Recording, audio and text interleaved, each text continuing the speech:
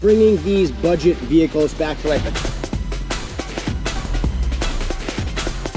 You're double down. You have twice the power.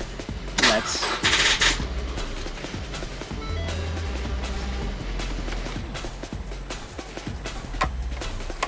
I hate working with fiberglass. Charity donation, our third charity donation vehicle. 1, 2, and the Acura was number 3. This is video number 3 of our charity Donation auction cars, bringing these budget vehicles back to life. I paid like under $4,000 for this amazing Jeep Grand Cherokee. We finished it in today's video. We're gonna show you what we did to bring this thing like near perfect. And then this old girl, not as good as I thought she was gonna be. A little rough, little rough. But we're gonna bring this back to life in today's video. But first thing is first, battery's dead in the trailer, Forgot my jump pack. We're gonna get this thing going and the heck out of here. Yuck. Let's make this thing mint, try to sell it, try to make some money, and you guys are gonna come along with me. My name is Craig from Flying Wheels. Let's get going.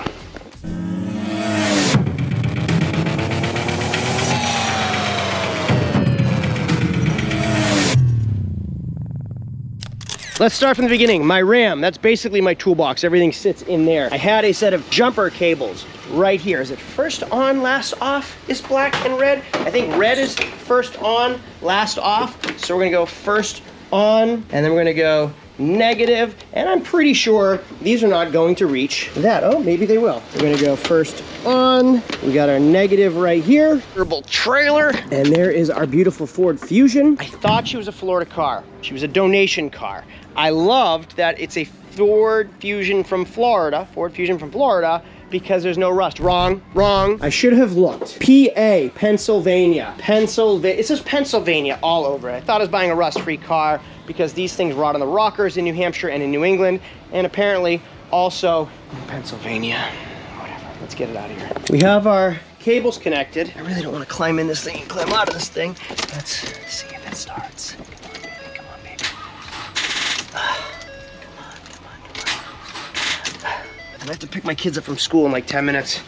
Mama Bear is gonna be mad if I'm late. Myth, true or false? If you rev the engine while the jumper cables are connected, does it give more juice through the cables over to the other battery? Does it? True or false? We will find out. I'm gonna give it some gas, accelerate a little bit, give it 60 seconds, 90 seconds, 120 seconds.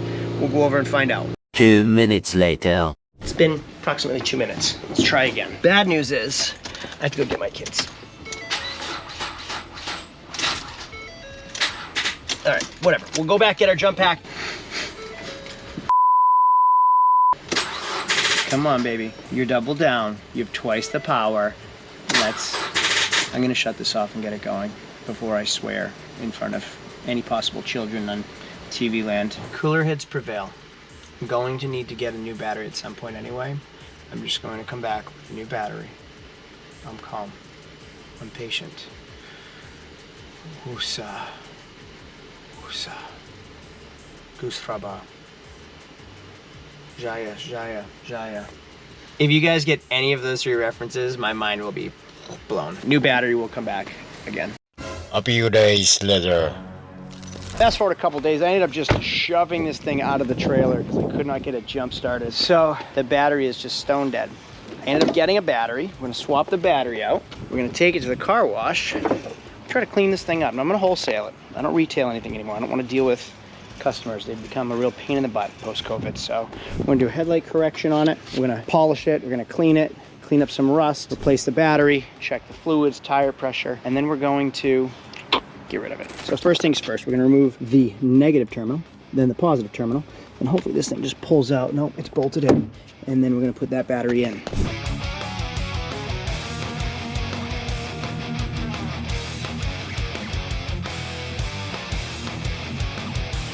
Remove the positive and then it touches.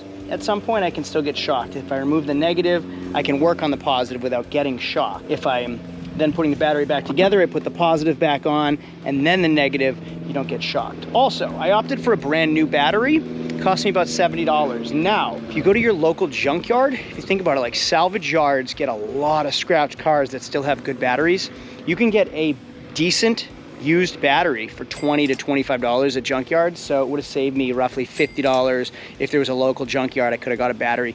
People don't care if it has a new battery, especially if you're wholesaling. All they care is that it starts. So had I found a local junkyard, could have got a battery and saved myself $50. That's $50 in your pocket. That's a good little tip, just FYI. Well, let's see if she fires up now. A little slow to start, that's concerning. All right, time to get this thing cleaned. We're gonna work on some rust. We're gonna work on some detailing, fluids, tire pressure, and bing, bang, boom. Hopefully we can sell this thing for some money because it only has 69,481 miles on it. 69,000 miles. Can't hit 70, so I can't drive 519 miles on this thing.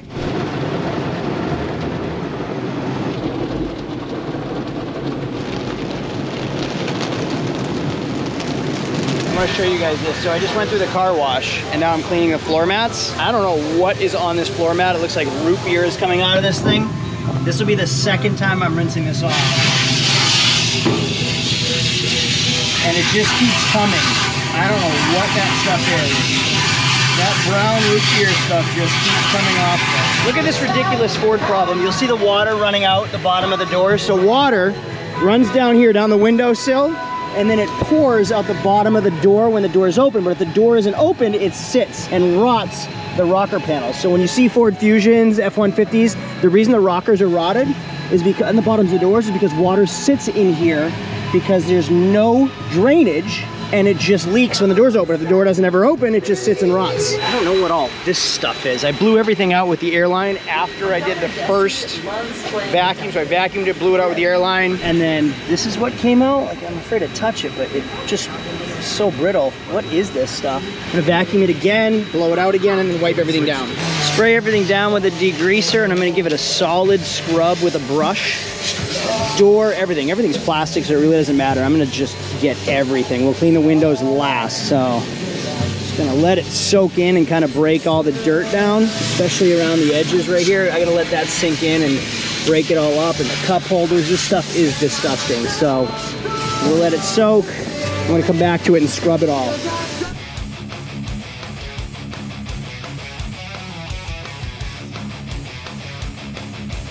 We'll wipe it all down.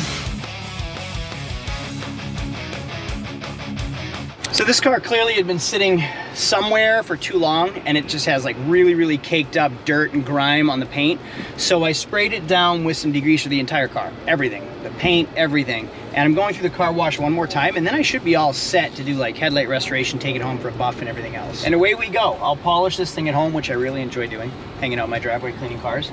And it should be near complete. An hour's worth of time at a car wash, an hour at my house, check everything over in the garage. I think I'm gonna have to paint the hubcaps too, clean the engine bay, and done, out of here. This piece just popped right back in. That's awesome. I thought it was gonna be a lot more work than that. It popped right back in. All is good here. The rocker panels are pretty gross on this car, so I'm not gonna repair them with metal. I have to have this thing done by tomorrow. So I have like a 24-hour window to get this thing done.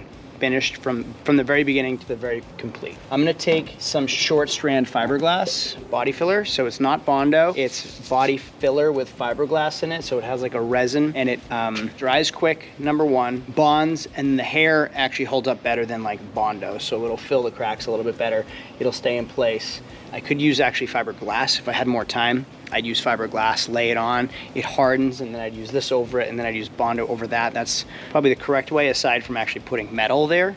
But we're gonna do some fiberglass, which is fiber hair, to see how that works first, and see if that'll fill our holes and seal it up. That way we have no rotted rockers, no rusty holes in rockers. So I'm just gonna take a stick, stir it up, and see what the inside of it looks like. And then as not where you're supposed to be doing it, on the hood of a car, but as I pull it out, I use a pretty liberal amount. You can see how it kind of all sticks together because of the hair in it, the fiberglass hair. So it's body filler with fiberglass. Did this not come with the resin? Are you freaking kidding me? This didn't come with the resin. It's supposed to be in the cap. Someone stole fiberglass resin out of the freaking body filler. Unbelievable. This is a waste now. Luckily I had some left over in my toolbox. So I'm gonna mix it up, make sure it's mixed thoroughly. Always wear gloves. You don't want this stuff all over your hands. It also heats up. It causes a chemical reaction. It's not good for your skin.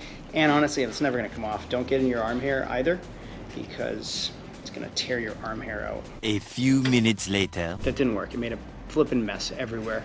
I need the hardener, because it's thick, to thicken the body filler up. Resin didn't work, so I'm just gonna use fiberglass. So I, already sticky, I'm going to do some fiberglass repair. I didn't put my gloves on yet because I wanted to cut the fiberglass without gloves on. And I've already gotten resin on my hands just from moving the box. So wear gloves because I have resin in my arm hair. I have resin on my skin. So I'm gonna cut these into sheets. I cut them with the grain. So like where it was folded, I'm gonna cut pieces. It's easier to cut them in advance. That way I can just grab sheets while I have stuff all over my hands. I don't want to be cutting sheets with things on my gloves. Like I said, resin, you don't want to be cutting things with resin on your gloves. This stuff makes a mess. So if you have sheets already on the go, it's a lot easier. I'm going to cut big pieces, and then I'm going to cut them into smaller pieces. Fiberglass, like I said, makes a mess, but it does the job that metal does. That's a lot easier than working with metal. You don't have the tools to work with metal. So I'm going to cut a piece like that, cut another piece here. I moved to Florida, so I didn't have to deal with rust. Here I am dealing with rust, so that's awesome. All right, I should make like 4 or 5 pieces. I'm gonna cut this one too.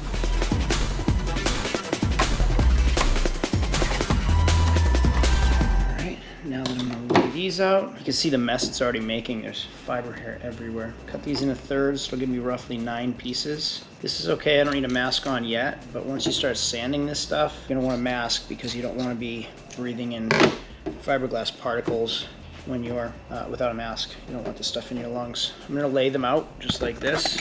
1, 2, 3, 4, 5, 6, 7, 8, 9, 10 pieces. I don't know why I have 10 pieces, I miscounted. So 10 pieces, I am going to mix the resin, the fiberglass, and the hardener in the dish, in the tray. And look at it, it's stuck, it's already stuck all over me. I'm gonna mix the resin in the tray, then I'm gonna dip one sheet at a time, and then lay it on over the Marglass that I put on already, which has hardened kind of because of what I tried to do previously. You should not do this over your car on a workbench, so I'm just gonna make a mess and hope I don't get this all over my car. Then I'm gonna pour in the hardener. And you don't need a lot of this stuff. The more you use, the faster it dries. I'm gonna stir it up, just like this. So it comes with a tray. Stir it up. You don't want it to turn jelly too quickly, and if you use too much of that hardener, it'll turn into gel very fast.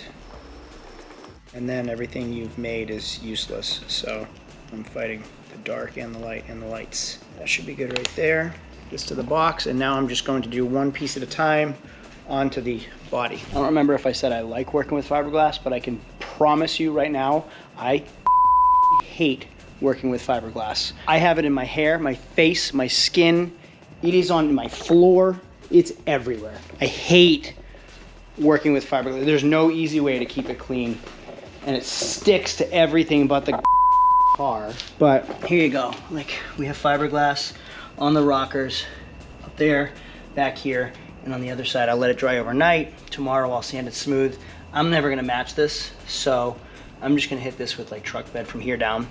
Black, call it a day with that. I'm so freaking pissed off about working with, it's everywhere. It is all, I'm never gonna get this glue off of me. A few minutes later. I just got out of the pool, changed and everything.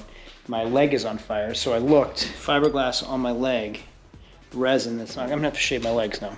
The next day. A couple projects left on the Fusion. We're gonna polish it first. I'm gonna put a coat of polish because if I say this right, if it has a smoother finish, less stuff will stick to it. So I still need to sand down the fiberglass. Here's what the fiberglass came out like. Here's what the fiberglass on my leg came out like. I'm gonna have to shave my legs today. But we have it fiberglassed on both sides. I'm gonna put a coat of wax on it. We're going to polish the headlights all in this video, and then we're gonna bring it to the auction for tomorrow. So I only did one half so far, and if you look, this is the very dull, faded half. It looks like it almost has a matte finish on it, and the chrome is still really dirty even though I washed the car twice. Here, I polished the chrome and the hood, and you can see the gloss is coming back, so unwaxed or polished, polished. I haven't even wiped this off yet, and this is how it looks.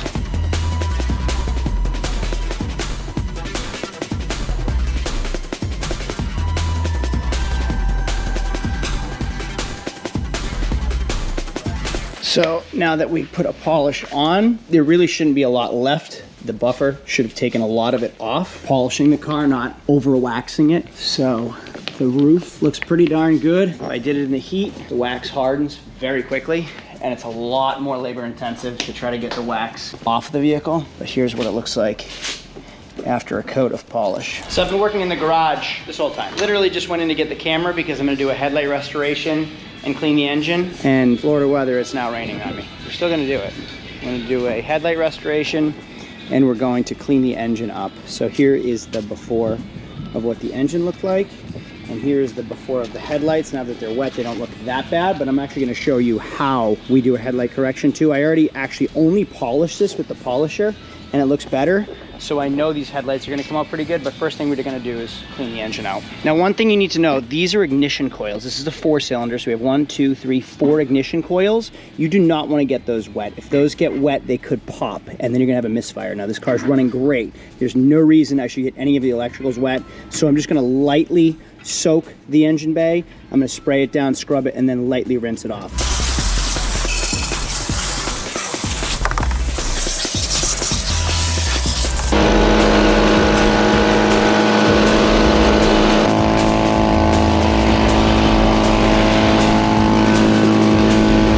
No puddled up water inside the engine bay just sitting. And I'm about to do a headlight correction. A lot of these tool kits are pretty similar. They come with tape, they come with a low grit sandpaper, high grit sandpaper, they come with a rubbing compound, a polish, and usually the tool, the adapter for your drill.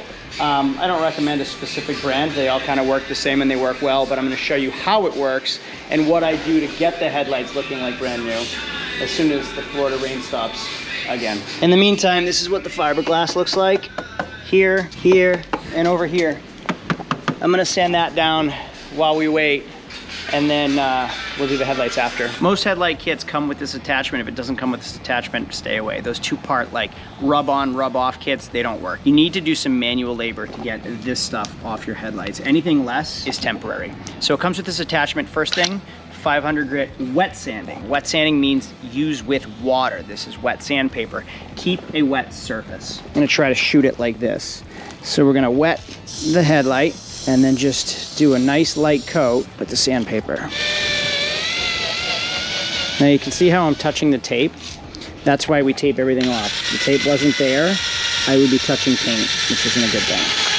So I'm just gonna keep doing this. It's gonna be yellow at first, then it's gonna turn white, and then it's gonna turn clear.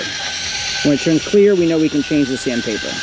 I'm gonna keep it wet, so once it looks like I'm creating a paste, I'm gonna get it wet again. Here's how it looks wet. So you can see it's very foggy, but the water is starting to bead off. That's how you know I've broken through everything. Now, if I use the drill, it should be white to near clear as it runs down. See this area, how it's drying on its own?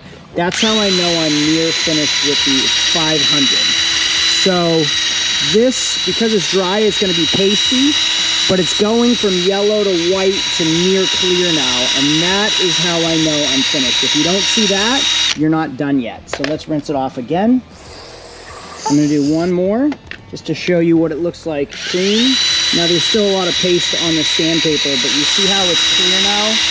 That's how I know I'm pretty much finished with the 500 grit, and I'm gonna change to an 800 in just a second. And here you go, here's what it looks like after a 500 grit. You can see all the swirl marks in there. This is dried off. Let's get it wet. What she said. This is what it looks like wet. And now we are going to do an 800. But you can see how the water kind of just beads off now. So we're gonna try to keep it wet the whole time. The 500 did a majority of the work. So now we're just using the 800 to get rid of the 500 swirl marks. You can see there's no more color, there's no more white, there's no more yellow running off. And you can actually see how the water is dissipating off of the headlights. There's just a little bit of white left. Once that's gone, we know we're good. And I want to keep a wet edge on the headlights. I don't want to just run more paste over the headlights. So this is going to come out pretty great when we're done. Let's run some water over that again. The edge is the hardest. You can see I hit some of the chrome already, but doubling down on the tape really made a big difference.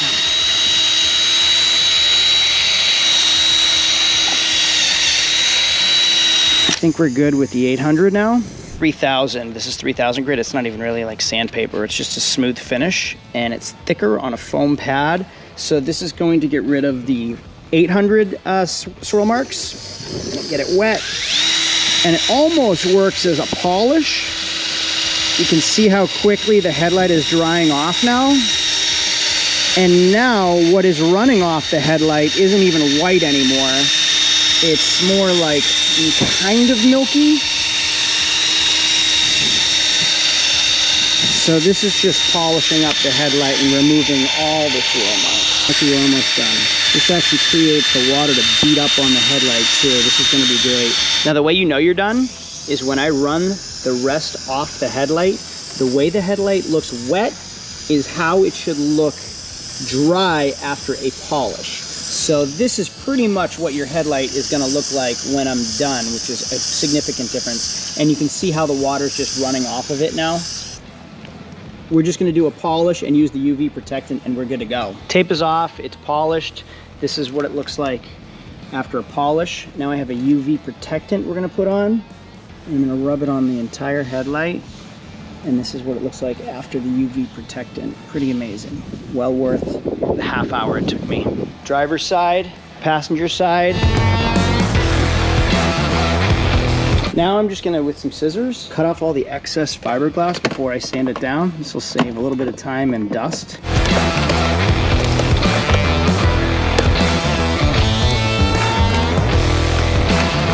Then just like the headlight tool, I got a larger version of it. And then 80 grit stick-on sandpaper. So I'm gonna just sand it down with 80 grit. That'll bring it down a lot, and then see what it looks like from there. You can see how it just takes down all the fiberglass on the outside, brings it right down. This will get it pretty smooth. I just want all the rough edges taken down. Wear a mask when working with fiberglass, although I'm not wearing a mask because I don't have one. I'm holding my breath. All right, let's see how this tape line looks now. We'll peel this off right here. Now, a lot of factory moldings are black down there, and that's why this should come off as pretty natural. Do it here as well. Yeah, that's a great tape line. And then down here. Perfect. Oh yeah. And then right here. And then right here. Here we go. Perfect black rocker panels, perfect tape line. Could look semi-factory. Now I know what everybody's gonna say. Oh, Craig, hack, whatever. Listen, there's number one, no inspection in Florida. There's no state inspections. So I could have sold it, the rocker panels like that. In New Hampshire, that would not fly. So I'm not gonna repair it with metal in my garage at home. Fiberglass is a very sufficient repair. We grinded down the metal, we put on fiberglass, we filled it with Marglass behind the fiberglass, and now the truck bed coating, the undercoating, is really, really thick product. That is going to fill in all the imperfections of the fiberglass. I went over it with a quick coat of the Marglass after to try to clean it up. Keep in mind, we're wholesaling this car too. We are selling it to another dealer. If you watch my auction videos, you know I buy cars from the auction and then we have to do this work, the better repairs, the actual repairs to brakes and internals, all that stuff. Wholesale, you just move it along. The more you spend, the less you make. Move it along. A dealer's gonna sell this thing retail for $6,500. We might make $500 to $1,000. So the dealer buying it that's going to sell it retail, invest the money to make the car perfect. We want to make it presentable. Well, the Fusion's pretty much done. I really wanted to paint the hubcaps. I don't know that that's going to be an option. I have to go back to the original auction because I bought another donor car. I bought a donation surprise, which I think is going to be pretty cool, which you'll see in just a minute. So the Fusion is over at my shop, and I am picking up something that I think is pretty cool that I paid $650 for from a donation auction. It blows my mind to see what people donate, like a 2011 Nissan Xterra with 118,000 miles, this Ford Mustang 6-cylinder, GT wheels, it looks pretty good, 85,000 miles, donated. Somebody donated these things. It blows my mind. I think I already said that. Let's go find my car, but before we do, I want to show you one other vehicle. This isn't the one, but I've never seen a blowout like this. That is crazy. I've never seen a blowout like that before. Check this out over here. That Wagoneer, 1988 Wagoneer with 155,000 miles. Wood grain on the side. If this thing gets restored, it would be worth so much money, but it needs a lot of love. So cool to still see these things barely surviving, I guess. It's barely surviving. Not something I want, but it's still cool to see this thing out on the road. Kind of. This right here, my 2004 Dale Earnhardt Jr. Monte Carlo SS, supercharged 3.8 liter V6 that I paid $650 for. That's in pretty rough shape. Now let's see if she runs. I mean, she's moving. She's moving. This is a great engine. They're indestructible. So why would I expect anything less than a perfect running 3.8 liter? Fun, fun, fun!